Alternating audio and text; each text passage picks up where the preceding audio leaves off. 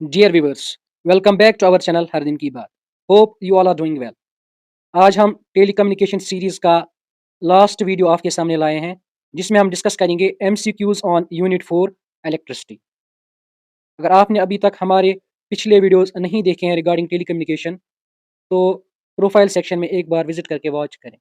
अगर आपको अभी तक हमारी तरफ से थोड़ी सी भी मदद हुई हो तो चैनल को प्लीज़ सब्सक्राइब कीजिएगा. आपका ज़्यादा टाइम लिए बगैर सीधे क्वेश्चन स्टार्ट करते हैं. सबसे पहले डिस्कस करेंगे questions electrical units and effects of electric current पे. क्वेश्चन नंबर 1 है इसमें ऐसा unit of electric current is. Electric current का ऐसा यूनिट क्या है? ये आसान सा क्वेश्चन है, इसका आंसर रहेगा एम्पेयर. नेक्स्ट क्वेश्चन है the unit of electrical resistance is. Electrical resistance का क्या यूनिट है? ये भी आसान क्वेश्चन है, इसका आंसर रहेगा ओहम. नेक्स्ट क्वेश्चन है electric current produces a magnetic field as पर. आपको बताना है कि इलेक्ट्रिक करंट जो अपने साथ मैग्नेटिक फील्ड प्रोड्यूस करती है तो वो किस हिसाब से इलेक्ट्रिक फील्ड प्रोड्यूस करती है, किस लॉ के अकॉर्डिंग. तो इसका आंसर रहेगा एम्पियर्स सर्किटल लॉ. क्योंकि आपके सिलेबस में लॉज भी हैं तो आपको ये याद रखना, आपको लॉज के रिगार्डिंग भी क्वेश्चन आ सकते हैं. तो अगर आपको पूछा जाए एग्जाम में कि इलेक्ट्रिक करंट जो मैग्नेटिक फील्ड प्रोड्यूस करती है अकॉर्डिंग टू विच लॉ, तो इसका आंसर आएगा ampere's circuital law. Next question है the heating effect of electric current is used in. Electric current का जो हीटिंग इफेक्ट है वो कहाँ पे यूज किया जाता है? तो इसका आंसर रहेगा इलेक्ट्रिक हीटर्स. इसके अलावा भी बहुत सारे यूजेस हैं heating effect of electric current के, लेकिन यहाँ पे हमने ऑप्शंस में से देखना है कि कौन सा अप्रोप्रिएट है. नेक्स्ट क्वेश्चन है electrical energy is measured in. Electrical energy को हम किस में मेजर करते हैं? तो इसका आंसर आएगा किलोवाट आवर्स. नेक्स्ट क्वेश्चन है अ कंडक्टर एलोज. एक कंडक्टर किस चीज को एलो करता है? ये सिंपल सा क्वेश्चन है, electric current to pass easily. Next question है insulators are materials that. Insulators कौन से मटेरियल होते हैं? इसका आंसर रहेगा वो मटेरियल जो रेजिस्ट करते हैं flow of electric current, B part. Next question है the filament of an electric bulb is made of. आपको बताना है कि इलेक्ट्रिक बल्ब का जो फिलामेंट होता है वो किस चीज से बना हुआ होता है? इसका आंसर आएगा टंगस्टन. नेक्स्ट क्वेश्चन है the primary effect of electric current in a solenoid is. आपको इलेक्ट्रिक करंट का प्राइमरी इफेक्ट बताना है सोलिनॉइड में, तो इसका आंसर आएगा मैग्नेटिज्म.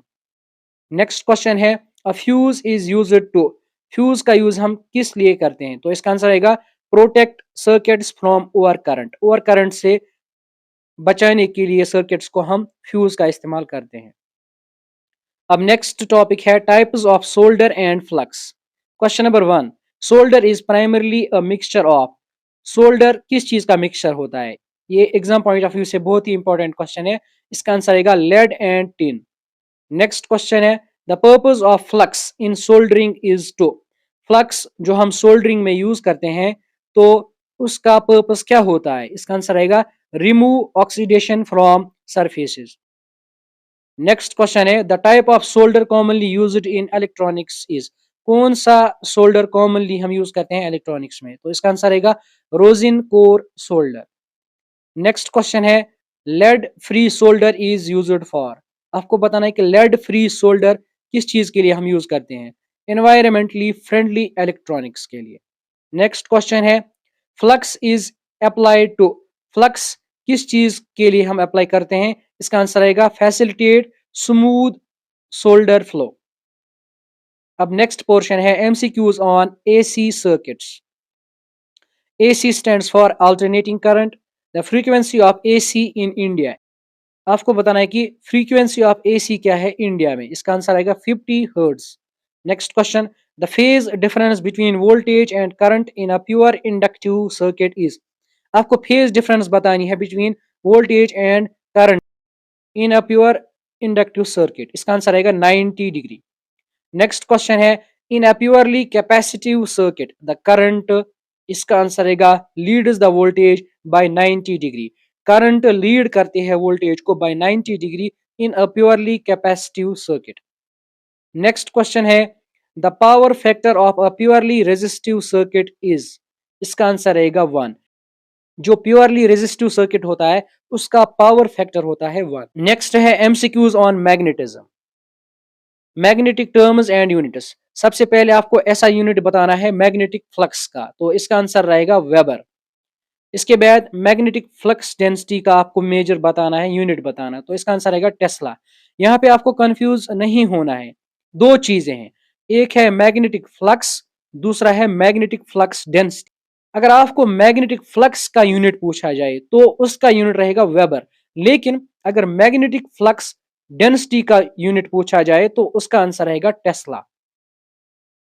नेक्स्ट क्वेश्चन है, अ magnetic field is produced by, magnetic field कब प्रोड्यूस होता है, किस चीज से, तो इसका आंसर है मूविंग चार्जेस। जब भी चार्जेस मूव करती है तो वो अपने साथ इलेक्ट्रिक फील्ड और मैग्नेटिक फील्ड जनरेट करती है। नेक्स्ट क्वेश्चन है, the north pole of a magnet will attract, ये आसान सा क्वेश्चन है, मैग्नेट का नॉर्थ पोल किस चीज को अट्रैक्ट करेगा, ये करेगा अट्रैक्ट साउथ पोल को, क्योंकि हमें पता है कि अपोजिट चार्ज जो होती हैं वो अट्रैक्ट करती हैं और लाइक चार्जेस रिपेल करती हैं। नेक्स्ट क्वेश्चन है, magnetic permeability is the ability of a material to, magnetic permeability किस चीज का नाम है, ये एक मटेरियल की एबिलिटी होती है, किस चीज की एबिलिटी, तो इसका आंसर रहेगा support magnetic field formation. Next है laws of electromagnetism, first law है इसमें, Faraday's law is used to explain, Faraday's law हम किस चीज के लिए इस्तेमाल करते हैं, तो इसका आंसर रहेगा इलेक्ट्रोमैग्नेटिक इंडक्शन को एक्सप्लेन करने के लिए हम फैराडेज लॉ यूज करते हैं। नेक्स्ट क्वेश्चन है, Lenz's law states that, Lenz का लॉ हमें क्या बताता है, तो इसका आंसर रहेगा A part, the direction of induced EMF opposes the change causing it. Next question है, the unit of inductance is, आपको इंडक्टेंस का यूनिट बताना है, तो इसका आंसर रहेगा हेनरी। नीचे हमने लिखा है the unit of conductance is siemens, ऊपर इंडक्टेंस है, इंडक्टेंस का यूनिट है हेनरी और कंडक्टेंस का यूनिट है सीमेंस। सीमेंस को हम पहले मोह भी बोलते थे, ओहम का जो बैकवर्ड स्पेलिंग है, हम ऐसा यूनिट ऑफ कंडक्टेंस को पहले मोह बोलते थे, लेकिन अब इसको सीमेंस बोलते हैं। तो आपको ये याद रखना है कि अगर एग्जाम में आपको सीमेंस आए तो आपको परेशान नहीं होना, ये कंडक्टेंस का ही ऐसा यूनिट है। नेक्स्ट क्वेश्चन है, the right hand thumb rule is use to find, right hand thumb rule का यूज हम किस लिए करते हैं, किस चीज को फाइंड करने के लिए, तो इसका आंसर रहेगा direction of magnetic field around the conductor. अगर हमें डायरेक्शन ऑफ मैग्नेटिक फील्ड देखनी हो अराउंड द कंडक्टर तो हम उसमें राइट हैंड थंब रूल का यूज करते हैं, जिसमें जो थंब होता है वो पॉइंट करता है टुवर्ड्स करंट और जो हमारी फिंगर्स होती हैं वो पॉइंट करती है towards the direction of magnetic field. Next question है, electromagnetic waves consist of, electromagnetic waves किस चीज की बनी हुई होती हैं, तो इसका आंसर रहेगा C part, both electric and magnetic fields, यानी इलेक्ट्रोमैग्नेटिक वेव्स जो होती है उसके साथ ये दोनों चीजें एसोसिएट होती हैं, इलेक्ट्रिक फील्ड भी और मैग्नेटिक फील्ड भी। नेक्स्ट है अब MCQs on wiring and electrical accessories. सबसे पहले wiring and IE rules, the primary purpose of Indian electricity rules is to, Indian electricity rules जो है उनका प्राइमरी पर्पस क्या है, ऑब्जेक्टिव क्या है, इसका आंसर आएगा regulate the installation of electrical wiring, electrical wiring को रेगुलेट करने के लिए, इलेक्ट्रिकल वायरिंग इंस्टॉलेशन को रेगुलेट करने के लिए आईई रूल्स बनाए गए हैं। नेक्स्ट क्वेश्चन है, the IE rules ensure that wiring installations are, इसका आंसर रहेगा safe and secure, IE rules ensure करते हैं कि जो हम वायरिंग इंस्टॉलेशन करते हैं वो सेफ एंड सिक्योर हो। नेक्स्ट है, according to the IE rules the colour coding of wires for live conductor is, आपको बताना है कि लाइव वायरस के लिए हम कौन सी कलर कोडिंग इस्तेमाल कर सकते हैं अकॉर्डिंग टू आईई रूल्स, तो इसका आंसर रहेगा red for live and black for neutral, यानी रेड हम लाइव वायर के लिए यूज करते हैं और ब्लैक न्यूट्रल वायर के लिए।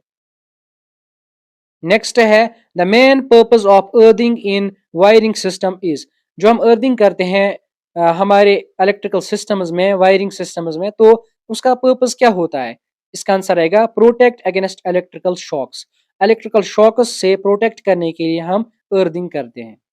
नेक्स्ट है, wiring accessories switches fuses MCB ELCB MCCB RCCB relays, तो इसमें हम पहले ये एब्रीवेशंस देखते हैं, इनकी फुल फॉर्म क्या है।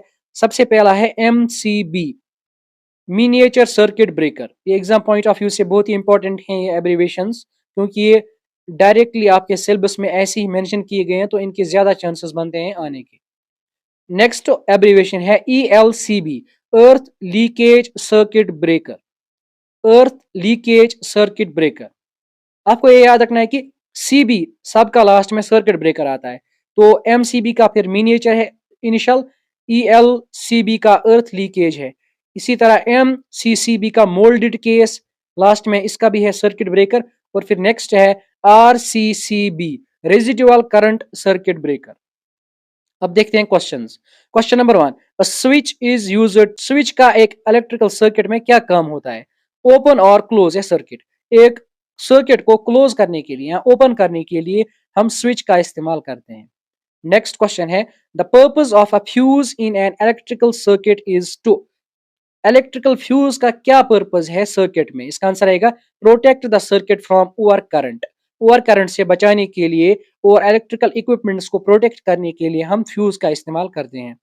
नेक्स्ट है MCB स्टैंड्स फॉर, ये ऑलरेडी हमने ऊपर डिस्कस किया, miniature circuit breaker. Next question है, the main function of an ELCB earth leakage circuit breaker is to. Earth leakage circuit breaker की आपको मेन फंक्शन बतानी है, तो इसका आंसर आएगा detect leakage of current to earth. अगर आपको देखना होगा कि हमारी जो करंट है वो कहीं लीक तो नहीं हो रही है अर्थ में, तो इसके लिए हमें यूज करना पड़ेगा ELCB। नेक्स्ट है RCCB स्टैंड्स फॉर, ये भी हमने ऊपर डिस्कस किया, इसका आंसर आप खुद बताएंगे कमेंट्स में। नेक्स्ट है MCCB is primarily used for. MCCB का यूज हम प्राइमरली कहां पे करते हैं, क्यों करते हैं? तो इसका आंसर रहेगा कंट्रोलिंग हाई करंट सर्किट्स। जो हाई करंट सर्किट्स होते हैं उनको कंट्रोल करने के हम MCCB यूज करते हैं। नेक्स्ट है relay is used to. Relay का यूज हम क्यों करते हैं? इसका आंसर रहेगा ओपन और close a circuit remotely. Next question है, an important feature of an MCB is. MCB का आपको एक इंपॉर्टेंट फीचर बताना है, तो इसका आंसर रहेगा it automatically resets after tripping. Next question है, the key difference between an RCCB and ELCB is. आपको बताना है कि RCCB एंड ELCB के दरमियान क्या मेन डिफरेंस है, तो इसका आंसर रहेगा A part, RCCB detects leakage current, ELCB detects earth fault. RCCB simply कोई भी लीकेज डिटेक्ट करती है, लेकिन जो ELCB है वो वाली लीकेज डिटेक्ट करती है जो अर्थ की वजह से हो, यानी जिसमें अर्थ में जो करंट है वो लीकेज हो रही हो। अब है MCQs ऑन अर्थिंग। सबसे पहला क्वेश्चन है, the primary purpose of earthing is to. Earthing का प्राइमरी पर्पस क्या है? इसका आंसर आएगा प्रोटेक्शन अगेंस्ट इलेक्ट्रिक शॉक।